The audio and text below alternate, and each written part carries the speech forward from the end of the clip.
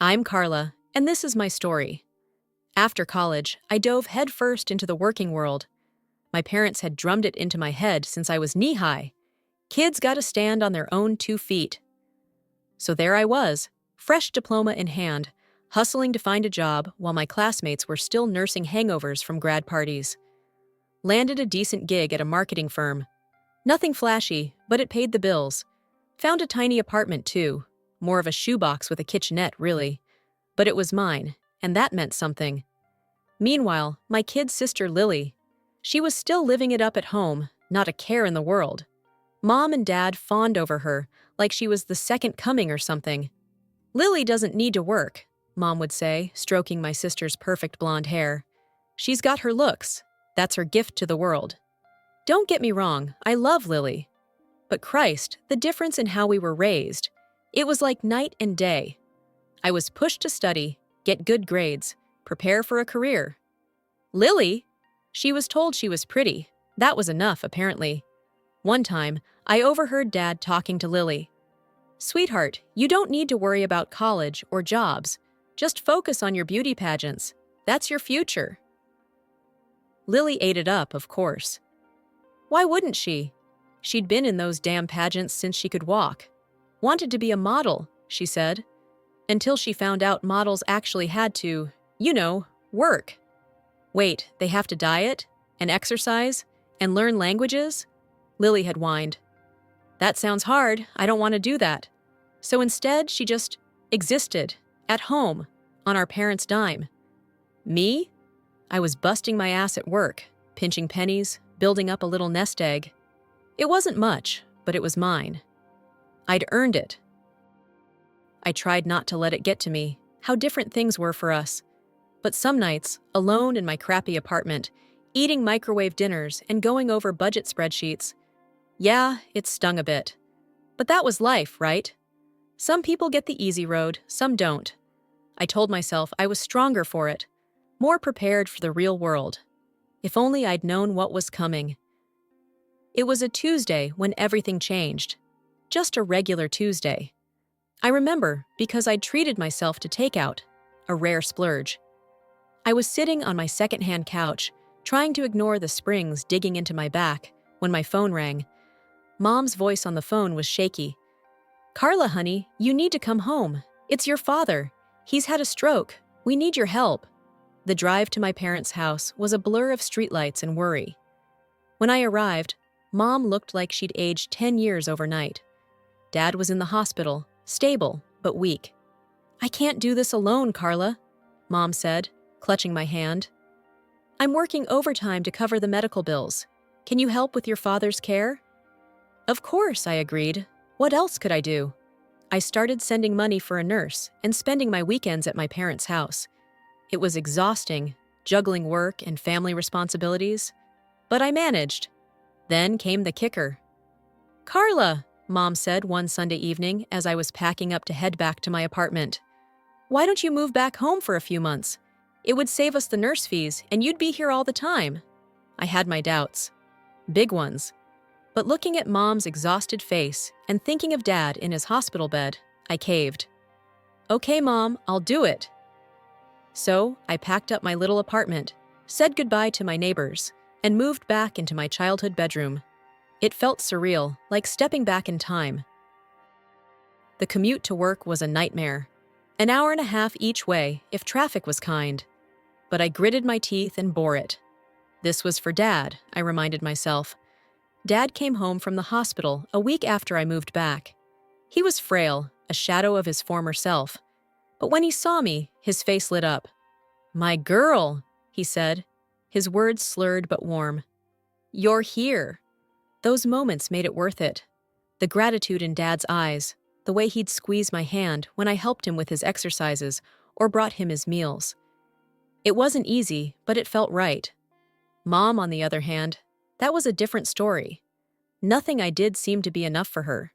If I cooked, the food was too bland. If I cleaned, I missed a spot. If I spent an extra 5 minutes talking to Dad, I was neglecting my other chores. "Carla, I asked you to do the laundry hours ago," she'd snap. "And have you changed your father's sheets yet?" I bit my tongue, reminding myself that Mom was under a lot of stress. She was working long hours, worried sick about Dad, trying to keep everything together.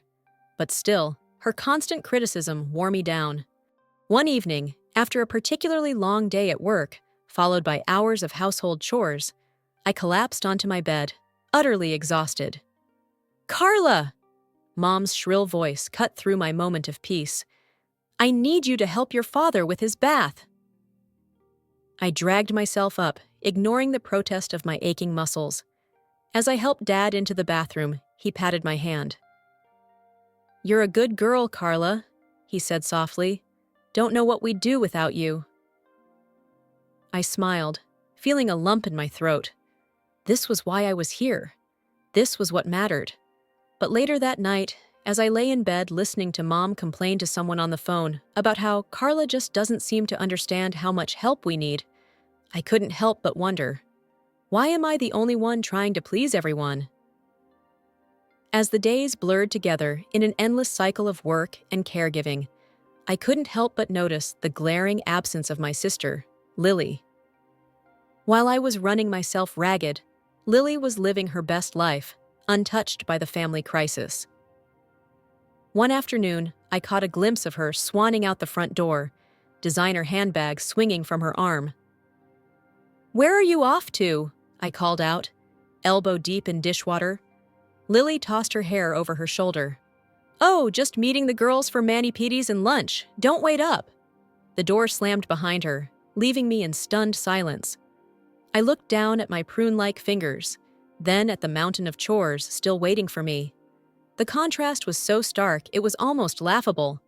But the worst part? Lily's complete disregard for Dad's condition. She couldn't even bear to be in the same room when I was feeding him. I'd see her wrinkle her nose and dash off to her bedroom, plate in hand, muttering something about not having the stomach for it. One particularly grueling day, after a hellish commute and hours of overtime, I dragged myself home to find Mom in a state. "Carla, where have you been? Your father needs his dinner." I bit back a retort about having to work to pay for said dinner, and quietly went about preparing Dad's meal. As I spooned pureed vegetables into his mouth, careful not to spill a drop, an idea struck me. "Mom," I said cautiously, "have you considered maybe sending Dad to a specialized care facility?" Just for a while, the spoon clattered to the floor as Mom whirled on me, eyes blazing. "How dare you!" she shrieked. "Your own father, after everything we've done for you." "Mom, please listen. They have professionals there. They could help Dad recover faster, maybe even—" "Ungrateful!" Mom cut me off. "I knew it. You just don't want to help us. Well, let me tell you something, Missy. You'll do as I say in this house. If you can't handle it, there's the door." I stayed. I worked. I cooked. I cleaned. I cared for Dad. Every paycheck went straight into Mom's hands, ostensibly for household expenses and medical bills. I was back to being a teenager, asking for an allowance to buy necessities. One evening, as I was scrubbing the kitchen floor, I heard Lily's tinkling laugh from the living room. She was sprawled on the couch, FaceTiming with friends, planning their next shopping spree. "Oh my God, you have to see these shoes I bought today," she gushed. "They cost a fortune, but Daddy's credit card can handle it." I scrubbed harder, my knuckles turning white around the brush handle. Daddy's credit card.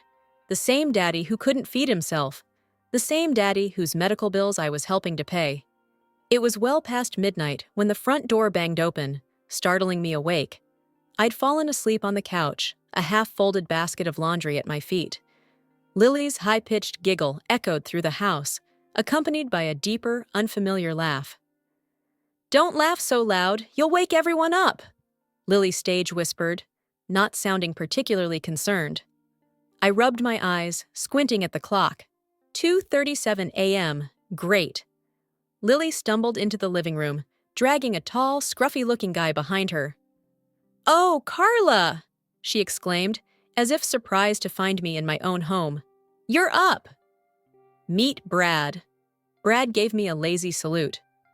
"Sup?" Before I could respond, Lily thrust her left hand in my face. A gaudy diamond ring glittered on her finger. "We're engaged!" she squealed. "Oh, and Brad's moving in. Hope that's cool." I stood there speechless as Lily dragged her new fiancé upstairs, leaving me with the echo of her giggles and the faint smell of alcohol.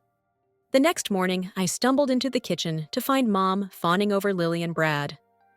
"Oh, sweetie, I'm so happy for you," she gushed, refilling Brad's coffee cup. "You make such a handsome couple." I quietly poured myself some coffee, trying to make sense of this new development.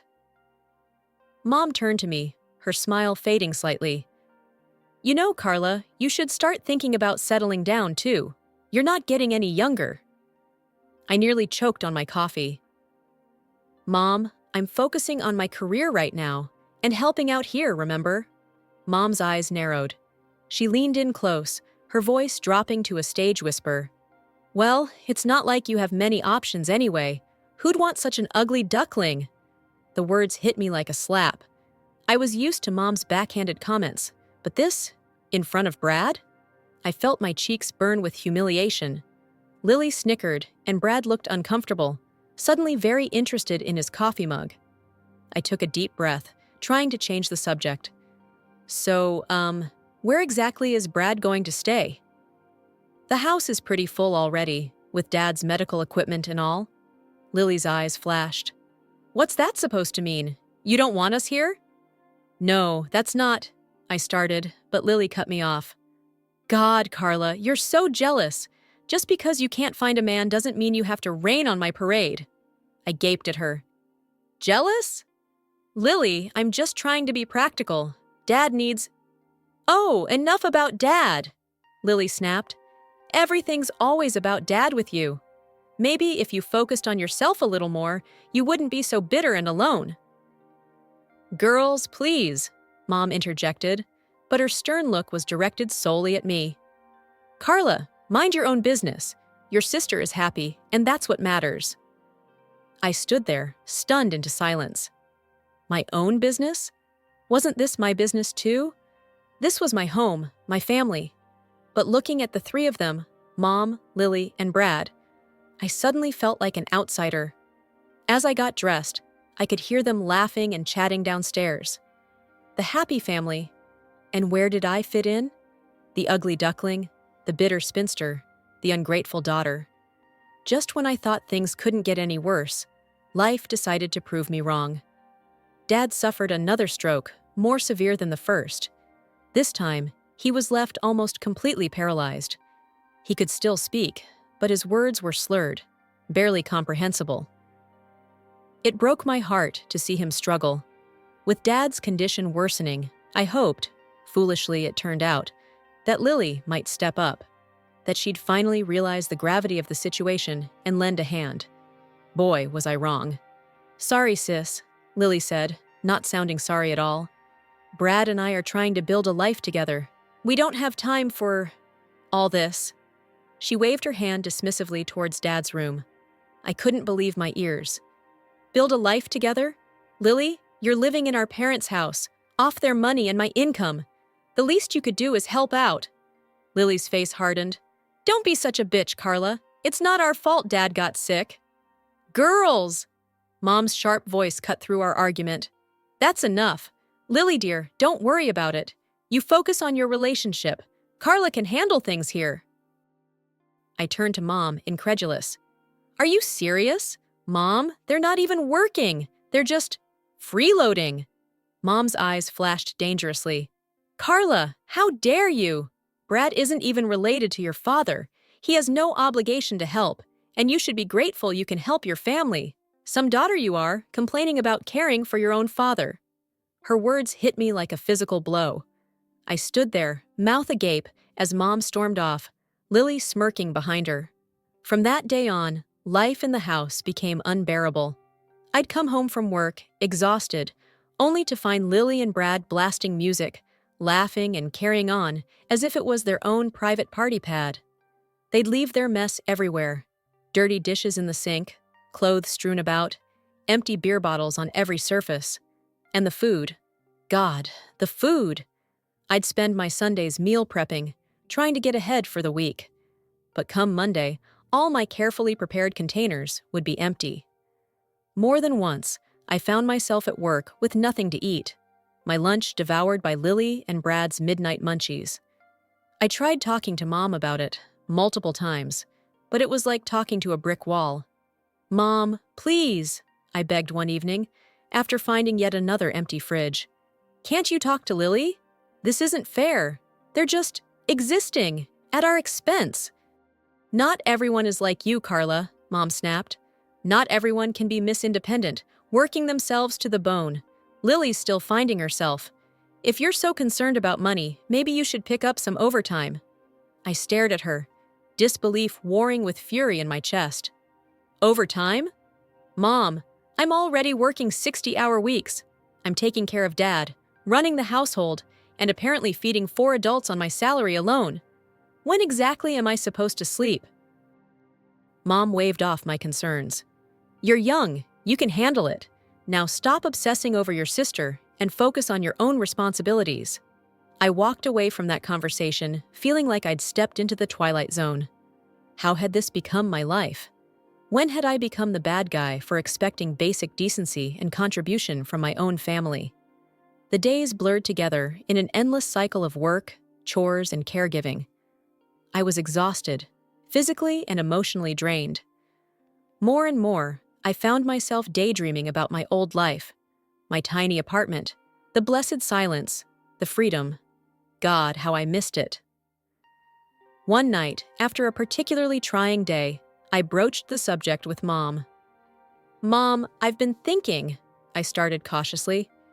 "Maybe we should consider hiring a nurse again. I could move back to my place, but still help out financially and visit often." Mom's face crumpled. "How can you even suggest that? After everything we've done for you?" I blinked, taken aback. "Everything you've done for me?" "You're so heartless, Carla," Mom wailed, tears springing to her eyes. "How can you abandon your father like this? It's your duty to help us. Your duty!" Guilt washed over me, dousing my resolve like a bucket of cold water. I'd never been good at standing up to Mom's tears. "I'm sorry," I mumbled. "You're right. I'll stay." And so I did. I stayed and I helped, and I endured. Until the day everything changed. I came home from work, bone-tired as usual, to find Lily lounging in the hallway, a self-satisfied smirk on her face. "Oh, good. You're home," she chirped. "I've got a surprise for you." Alarm bells rang in my head. Lily's surprises were never good news for me. She led me to my room, or what used to be my room. I stood in the doorway, shocked into silence. All my things were gone, replaced by racks of clothes, shoes, and makeup. My bedroom had been transformed into a walk-in closet. What is this?" I finally managed to sputter. Lily beamed. "Isn't it great? Now I have space for all my things." "But where are my things? Where am I supposed to sleep?" Lily's smile turned condescending. "Oh, don't worry. We put your stuff in some boxes in the garage. You can sleep on the couch in the living room. I mean, you're basically the help now, right? You don't need a whole room." Something in me snapped. For the first time in my life, I saw red. I stormed into the kitchen, where Mom was preparing dinner. "Mom!" I shouted, my voice shaking with rage. "Did you know about this? Lily's taken over my room. She says I have to sleep on the couch." Mom barely looked up from her cooking. "Yes, dear. Lily needs the space for her things. You'll be fine on the couch." I couldn't believe what I was hearing. "Fine on the couch? Mom, I live here too. I work here. I take care of Dad. I run this household. And now I don't even get a room?" Mom sighed, like I was being particularly difficult. "Carla, your sister deserves a nice dressing room. You're barely here anyway, always at work. The couch will do just fine." I stood there, trembling with anger and disbelief. Then a thought struck me. Dad. Dad would understand. Dad would take my side. I marched to his room, Mom trailing behind me. Dad was propped up in bed, his eyes following our movement. "Dad," I said, fighting to keep my voice steady. "Lily's taken over my room. She and Mom say I have to sleep on the couch now. After everything I've done, all the care I've given you, they're treating me like I don't even live here. I waited for Dad to protest, to defend me, to show some appreciation for all I'd sacrificed. Instead, he smiled weakly and said in his slurred speech, "It's okay, Carla. Lily needs the space. You're a good girl, you understand." I felt like I'd been punched in the gut. Mom nodded approvingly. "See?" she said. "Your father agrees. Besides, you're only here temporarily. Once he's better, you'll move out again anyway." I stood there, frozen in disbelief. The shock of my father's words, my mother's casual dismissal of my feelings, it all crashed over me like a tidal wave. In that moment, something inside me shattered. Without a word, I turned on my heel and marched out of Dad's room. I could hear Mom calling after me, but I didn't stop. I couldn't stop. My feet carried me to the garage, where I found my life unceremoniously packed away in cardboard boxes.